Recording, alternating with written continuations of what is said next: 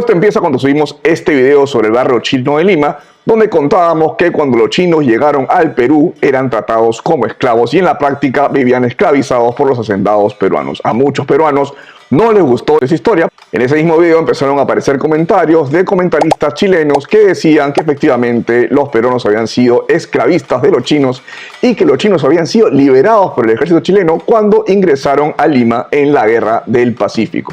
Esta historia la habíamos escuchado nosotros en Chile, pero no sabíamos los detalles, así que nos pusimos a investigar y sacamos este video sobre el tema que esta vez no le gustó a muchos chilenos porque se desmitifica un poco el hecho de que esta fue una acción altruista sin tomar en cuenta el contexto de los chinos en el Perú, el hecho de que la liberación fue parte de la presión de Lynch para cobrarle cupos a los hacendados y que después el destino de los chinos cuando no fueron más necesitados por el ejército chileno fue bastante dudoso. Pero también los peruanos seguían molestos porque muchos no aceptaban el tema del esclavismo chino en esa época. Lo que nos llama la atención es que nuestro canal tiene una amplia audiencia en todos los países de Latinoamérica, en España y en la parte latina de Estados Unidos. Pero cada vez que tocamos temas como estos, pareciera que en los comentarios chilenos y peruanos empiezan una rencilla que nosotros pensábamos que ya no existía o estaba en extinción. Por eso ya no nos sorprendió tanto cuando sacamos este otro video de nuestro viaje a Isla de Pascua, donde nos enteramos del tema de los esclavistas peruanos. Los esclavistas peruanos habían invadido Isla de Pascua y casi desapareció su cultura. De nuevo aparecieron comentaristas de Chile diciendo que efectivamente los peruanos habían sido sumamente crueles, otros diciendo que Chile había liberado a Rapa Nui de los esclavistas peruanos. Obviamente, muchos peruanos directamente no creyeron esa parte de la historia porque no nos la cuentan. Y eso es porque uno nunca es villano de su propia historia. Y por eso también nos pusimos a investigar y a documentarnos sobre el tema. Este formato se llama Viajando se aprende porque cuando uno viaja y escucha la misma historia en la versión de otro país, se da cuenta que de repente lo que le enseñaron en el colegio no es precisamente exacto. Si uno se queda con lo que aprendió solamente en el colegio, con esta narrativa de buenos y malos, de blanco y negro, héroes y villanos y de nacionalismos exacerbados, estamos perdiéndonos la parte objetiva de la historia. Si nos quedamos con eso, siempre vamos a tener una visión infantil de la historia. Y eso de que la historia la escriben los que ganan puede ser cierto para conflictos globales y las grandes potencias, pero en nuestros países latinoamericanos por lo general nos quedamos siempre con nuestra versión de la historia y no queremos escuchar ninguna masa. Como en todos nuestros videos, la fuente de investigación las puedes encontrar en los comentarios. Por eso hoy en Viajando se aprende te contamos la historia de los abusos chilenos en Isla de Pascua. Isla de Pascua antes del tratado con Chile. En nuestro episodio de Isla de Pascua ya contamos cómo esta isla ha sufrido continuas tragedias y abusos desde el inicio de su historia.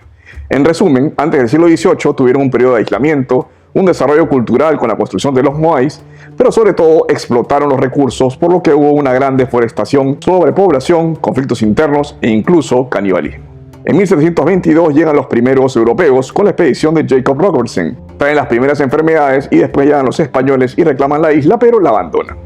En 1862, incursiones de esclavistas peruanos diezman la población y destruyen casi completamente la sociedad. En 1864, después de esta tragedia, llegan los primeros misioneros católicos franceses, iniciando el proceso de evangelización y la supresión de creencias ancestrales. Y en 1888 se firma el tratado con Chile. Así que empecemos acá la historia. El acuerdo de voluntades. El joven capitán chileno Policarpo Toro, que había visitado la Isla de Pascua unos años antes, refuerza la idea del presidente Balmaceda de la necesidad de anexar a la Isla de Pascua a su territorio por su importancia estratégica.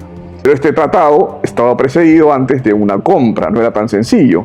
Los años previos habían sido otro desastre para Isla de Pascua, con litigios entre franceses, tahitianos y los pueblos misioneros por la posesión de las tierras que acabaron todavía en más muertes.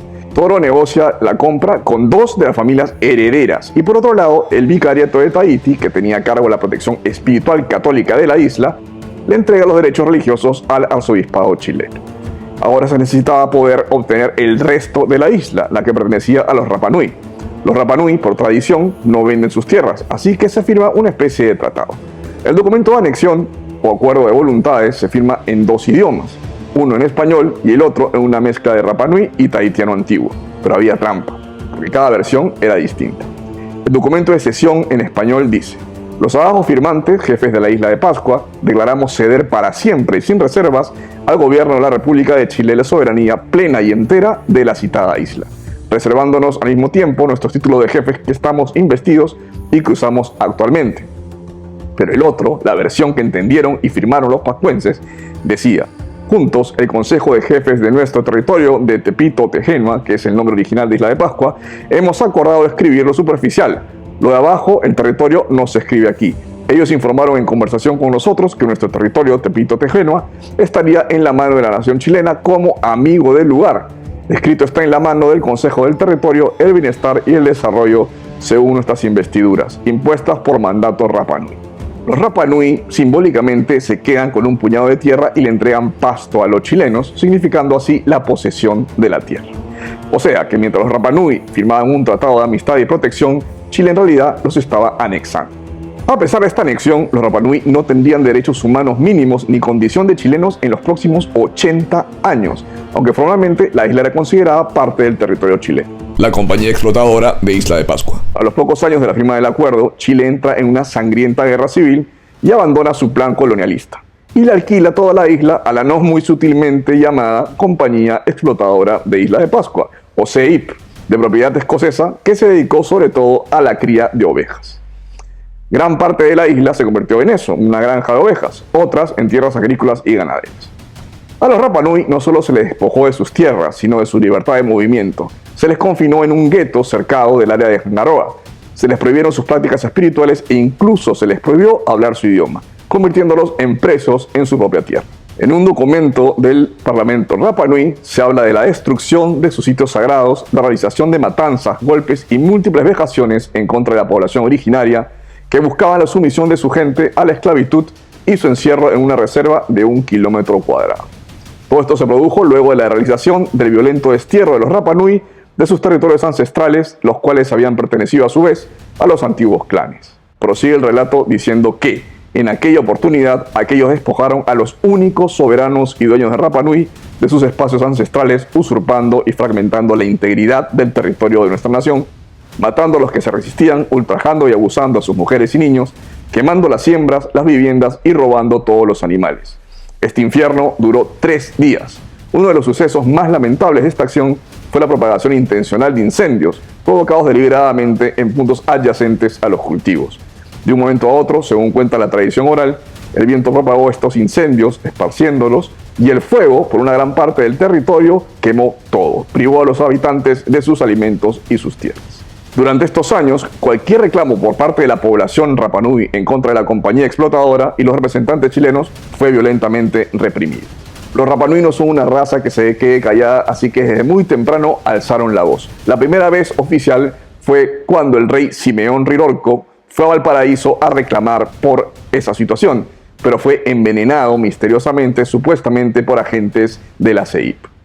En 1914 hay un levantamiento por parte de la líder religiosa María Angata Beiberi, exigiendo la devolución de las tierras y el ganado a su pueblo. La rebelión fue aplastada el 5 de agosto, cuando el buque naval chileno Baquedano llegó y arrestó a 4 de los cabecillas. Eso sí, el comandante Almanzor Hernández declaró que los Rapa Nui habían sido plenamente justificados en hacer todo lo que habían hecho, y se solicita una investigación, pero que no llega a nada.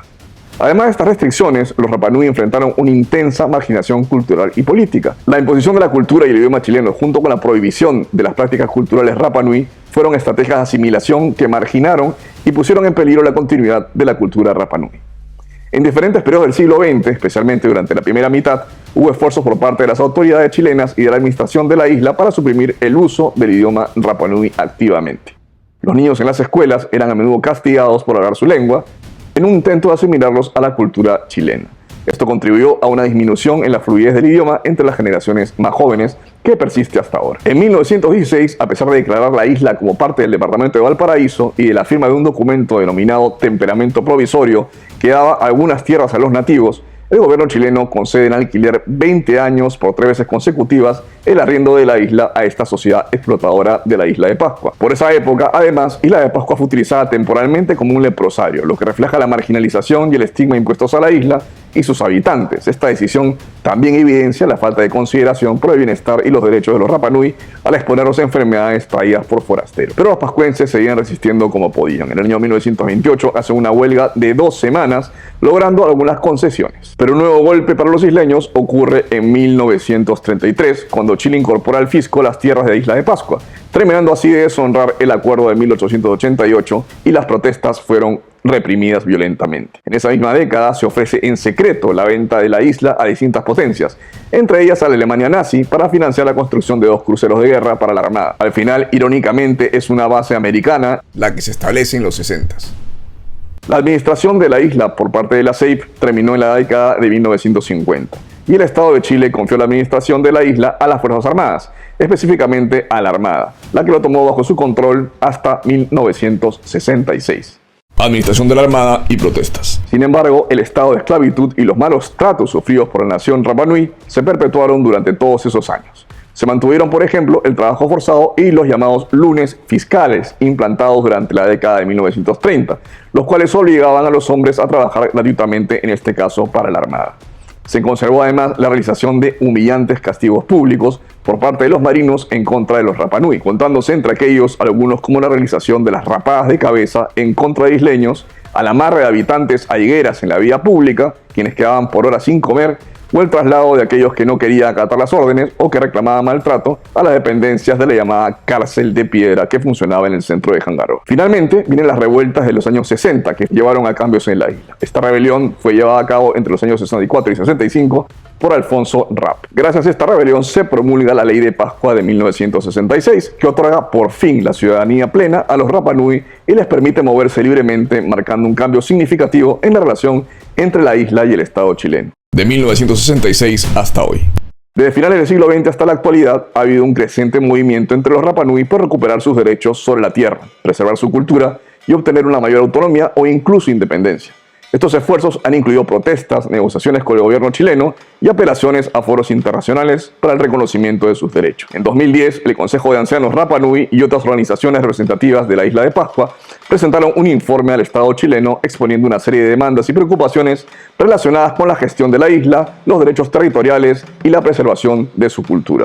Este informe es parte de un esfuerzo continuo por parte de la comunidad Rapa Nui para lograr una mayor autonomía, el respeto de sus derechos ancestrales y una gestión más inclusiva y respetuosa de sus recursos y patrimonios culturales. En 2012, la Comisión Interamericana de Derechos Humanos aceptó una demanda del pueblo Rapa Nui contra el Estado chileno, declarando que el objetivo de la denuncia es que se declare que el Estado chileno ha violado los derechos del pueblo Rapa Nui desde el Acuerdo de Voluntades de 1888 y por lo tanto se debe establecer la propiedad colectiva del pueblo Rapa Nui sobre su territorio y sobre sus recursos naturales. Como vemos, la lucha de los Rapa Nui por su tierra e identidad es algo muy vivo que no se remonta a otro siglo, sino que es una constante de que este pueblo pisó por primera vez su isla.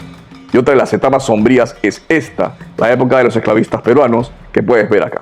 Soy JL Pastor de 3 Travel Bloggers y recuerda que viajando se aprende.